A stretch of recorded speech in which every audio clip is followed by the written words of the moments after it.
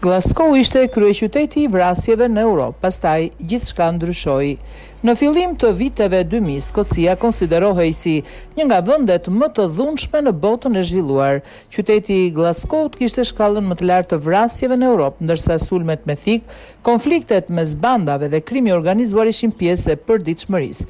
Sipas të dhënave të asaj kohe, një person në Skoci kishte mbi 3 herë më shumë gjasa të sulmohej sesa një qytetar në Shtetet e Bashkuara të Amerikës. Përballë kësaj situate alarmante, autoritetet vendosën të ndryshonin rrënjësisht mënyrën se si e trajtonin dhunën.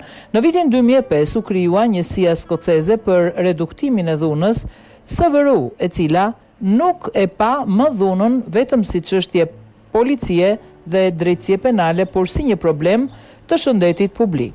Filozofia ishte e thjeshtë. Ashtu si një sëmundje, edhe dhuna mund të parandalohet nëse identifikojnë shkaqet dhe ndërhyet herët. Një nga iniciativat më të pazakonta ishte organizimi I seancave me antar bandash në gjykat.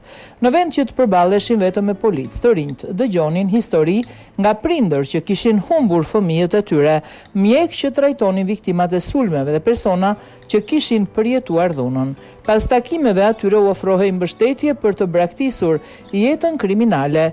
Nga qindra pjesëmarrës, shumica pranuan ndihmën dhe nisën një jetë të re. Puna e SVRU u mbështet në analiza të detajuara të dhënave.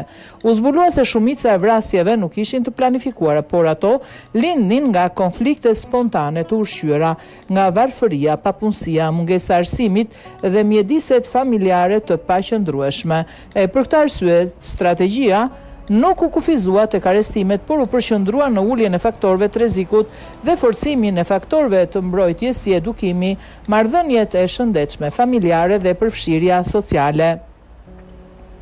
Në këtë përpjekje u përfshin jo vetëm policia, por edhe shkollat, spitalet, punonjësit social dhe organizatat komunitare. Mjekët dhe dentistët u trajtuan të identifikonin shenjat e dhunës dhe t'i orientonin pacientët drejt shërbimeve mbështetëse.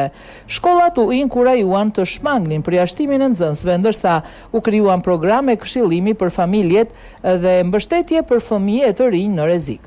Rezultatet ishin mbreslënse. Brenda një dekade, numri vrasjeve në Glasgow ra me 56%, ndërsa në të gjithë Skocinë në 38%. Krimi I dhunshëm u lëndjeshëm dhe vendi kaloi nga reputacioni kryeqytetit evropian të vrasjeve në një nga shtetet më të sigurta të kontinentit. Sigurisht ka ende sfida, varfëria, ndikimi I rrjeteve sociale dhe pasojat e pandemisë vazhdojnë të krijojnë rreziqe të reja, por autoritetet skoceze besojnë se dhuna nuk është e pashmangshme. Përvoja e Skocisë ka treguar se kur institucionet bashkëpunojnë dhe investojnë në parandalim, edukim dhe mbështetje sociale, është e mundur të shpëtohen jetë dhe të ndryshohet rrjedha e një shoqërie.